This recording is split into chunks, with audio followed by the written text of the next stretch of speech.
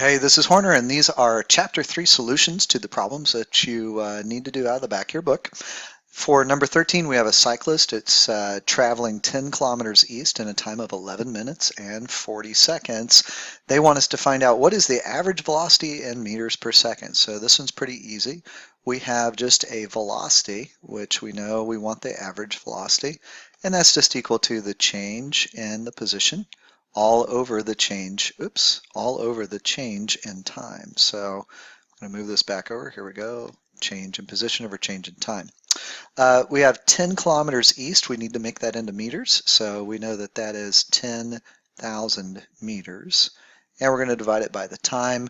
And our time here of 11 minutes and 40 seconds. If you take 11 minutes times 60 seconds and then add that to 40 seconds, you'll get 700 seconds. When you go ahead and divide the two, you'll end up with 14.3 meters per second.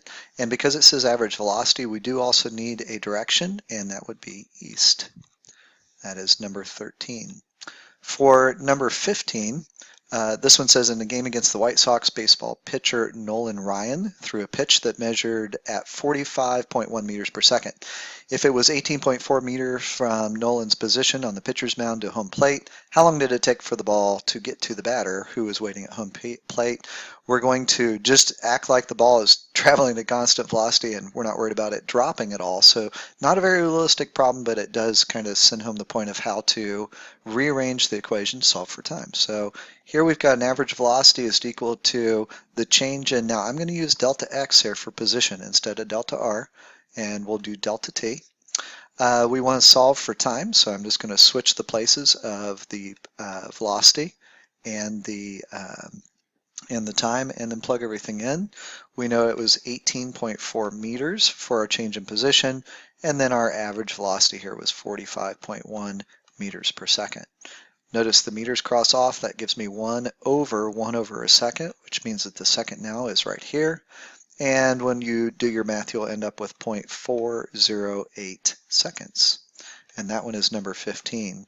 For the next problem, number 23, you have a speedometer reading, and it is obtained and graphed as a car skids to a stop along a straight line path. They want to know how far does the car move between time is equal to 0 and time is equal to 16 seconds. Sketch a motion diagram showing the position of the car at 2-second intervals and sketch a graph of the position times time curve. So when we look at this, they want to know how far it goes from 0 to 16. So to do that, we just need to find the area under the curve. To find the area under curve, we have, if you notice, there'll be 1, 2, 3, 4, 5, 6, 7, 8, 9, 10, 11, 12, 13, 14. This would be 15, and then finally 16 squares. Those 16 squares, each square represents about 10 meters. And so here we're going to do 16 times. Now the way I got 10 is it's 5 meters per second for every 2 seconds. So you'll notice that at 2 seconds here, that would be 5 meters per second for every 2 seconds. Then I come up again, same thing. So 16 times 5 times 2, and that would give me my total value of 160 meters. And that would be my answer for how far the car moves. My motion diagram, basically I'm starting at time is equal to 0, and I move to the next spot here, which would be 40 meters, and then I'm at 80, so I'm moving at a constant velocity, so 20 times 2 would be 40, so that's where I got this one from, because we know that the distance that you travel, or maybe I better say, better yet, the change of position is equal to my velocity average times time. So if I go from here over to here, that's 20 times 2, which would be my 40. Then I go to the next spot, that's 20 times 4, which is 80. The next spot that I'm at, obviously, is going to be a little bit less, so 16 times 5. So here we're a little bit less than 120. And then those dots keep getting closer and closer together, which indicates that this thing has got to be slowing down. Now at this time, I can do my position versus time graph. And so I can go through and plot my different places where I'm at using the numbers that I have here and kind of my guesses as to where those are. And you'll notice that in my position versus time graph, I have this curve which if I wanted to put eyeballs here, and I know this is kind of crazy, but you'll notice this is an unhappy face.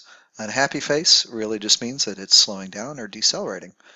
Just a really kind of a quick way of looking at a position versus time graph and how to read whether something is speeding up or slowing down. So that is number 23. Let's go ahead and take a look at the next problem. The next problem is number 33. And in number 33 here, a motor scooter travels east at a speed of 12. The driver then reverses direction and heads west at 15. What is the change in velocity of the scooter? So this one's pretty simple to do. We have our change in velocity is equal to our final velocity minus our initial velocity. And so this will be 15 meters per second west minus 12 meters per second east. To do this one, because this is in the opposite direction, I'm going to say this is 15 meters per second, west is positive, minus, and then because east is negative, this would be minus negative 12 meters per second. And so now that we're done, we see that we're going to head 27 meters per second, and then our direction here is west. That was the change in velocity of the scooter. Is 27 meters per second to the westerly direction. For the next one, which is number 35, the peak force on a runner's foot during a race is found to be vertical and 3 times his weight. What is the peak force on the foot of a runner whose mass is going to be 85 kilograms? So first thing we need to do here is we need to recognize it says that it's 3 times his weight. So we want 3 times his weight. And remember, weight is equal to mass times gravity. Mass is 85 kilograms. Gravity is about 10 meters per second squared. So our weight here is 850 newtons. Now I have 3 times the weight, so that would be 3 times 850. And if you do that math, your 3 times 850, 3 times 850 is going to give you 2,550 newtons. And that would be a vertical force because you're essentially pushing down and the ground pushes back up. So 2,550 newtons in the vertical direction. Next problem is number 37. It says one of the fastest, I gotta go back one. One of the fastest land animals in North America is the pronghorn antelope. If the pronghorn antelope accelerates from rest in a straight line with a constant acceleration of 1.7 meters per second, and then this should be squared. How long does it take for the antelope to reach a speed of 22 meters per second? The frictional force of the antelope is 78 newtons, so they want to know what is the antelope's mass.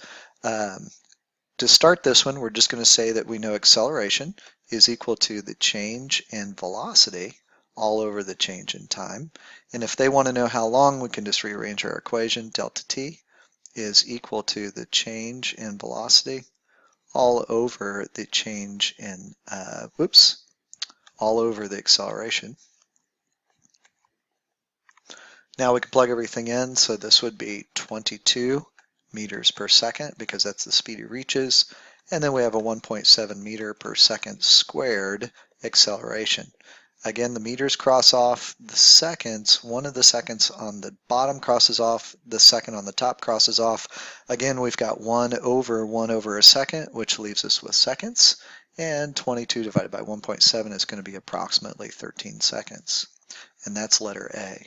For letter B, the frictional force of the antelope is 78 newtons, so they want to know what is the antelope's mass. We know that force, then, is equal to mass times acceleration. If I want to know what the mass is, I just rearrange my equation for mass is equal to force over acceleration.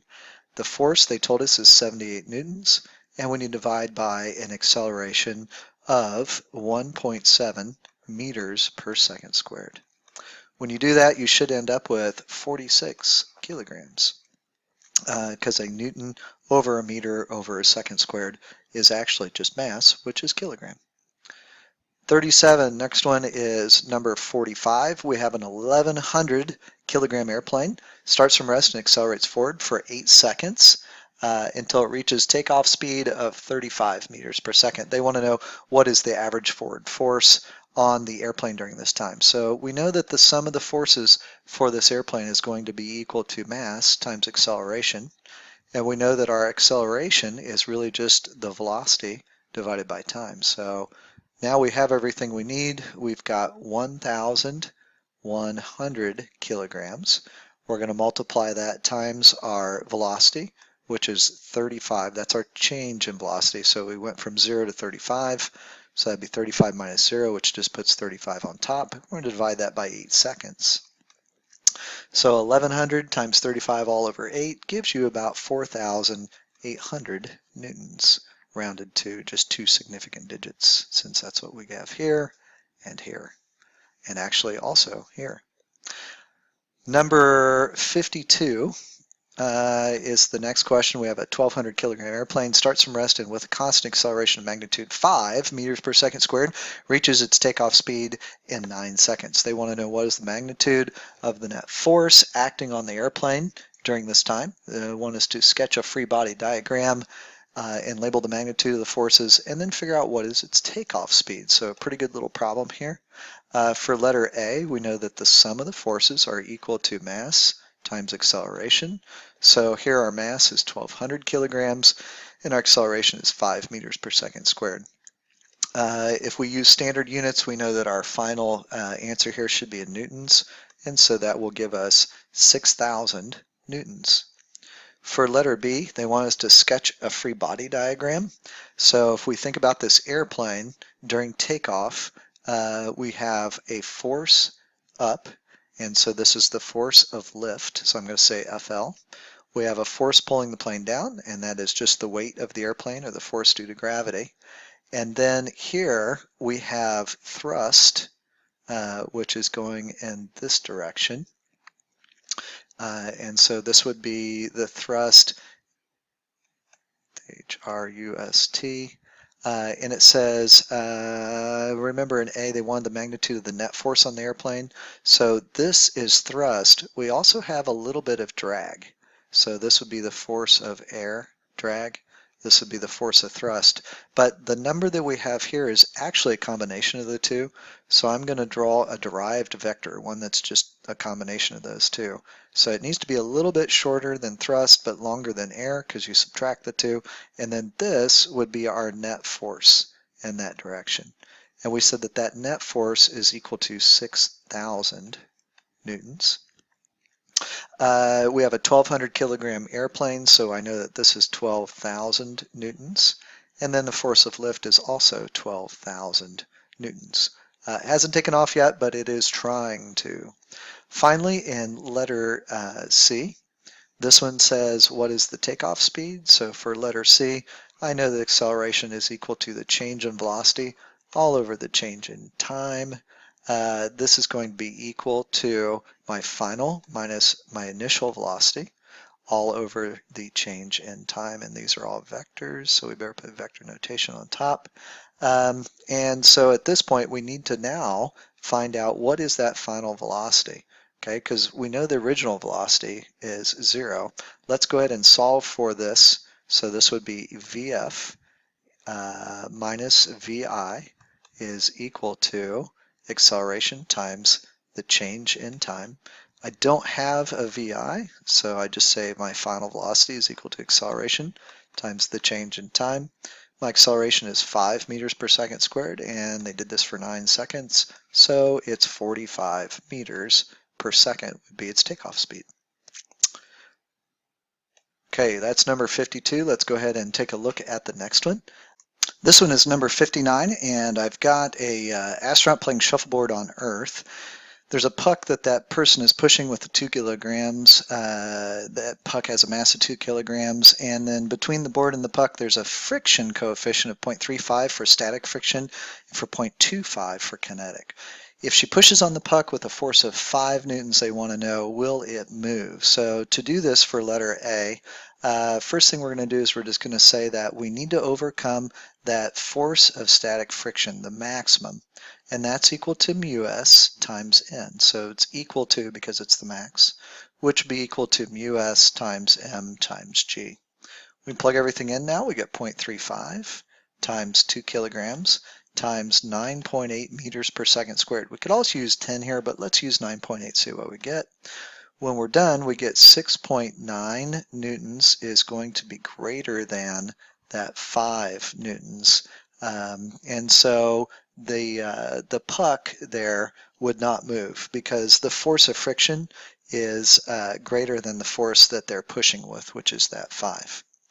For letter B, this one kind of continues a little bit in that they say as she's pushing, she trips, and then the force increases to 7.5 newtons, so that 7.5 newtons is going to be greater than the 6.9 in order to push it. And so therefore, yes, that puck does start to move. For letter C, they say, if so, what is acceleration of the puck? Knowing that she can continually push that puck with a 6 Newton force. So let's do the sum of the forces. Sum of the forces would be equal to the force of the push minus the force of kinetic friction. So we've got on the puck, we have a force, which is a push, so we'll just put FP, and then we have the force of kinetic friction, which is moving in the opposite direction. So that's why you see this one's positive and this one's negative. And that should equal our mass of our system times acceleration. The force of the push then minus, now remember this is actually mu k times mg, and that's equal to ma. So let's solve this for A. To solve it for A, we're just going to divide everything by m. And now we're going to end up with the force of the push divided by m minus mu k g, because the m's cross off here, m's cross off here, is all equal to A. And we can plug everything in, so that'd be 6 over 2 minus 0.25 times 9.8 meters per second squared, and we end up with an acceleration here of 0.55 meters per second squared. And that is letter C. Let's go ahead and take a look at the next one, which is letter D.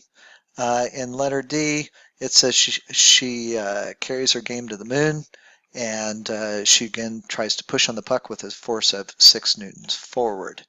If she does that, they want to know, will the acceleration of the puck during the contact be more, the same, or less? The force of friction here will be less on the moon. And it will be less on the moon because remember the force of friction is equal to the mu times the normal force. And our normal force now is less because gravity on the moon is about 1/6. So instead of 10 or so, it's going to be about 1.6 meters per second squared. So our normal force is less. If our normal force is less, then our friction force is going to be less.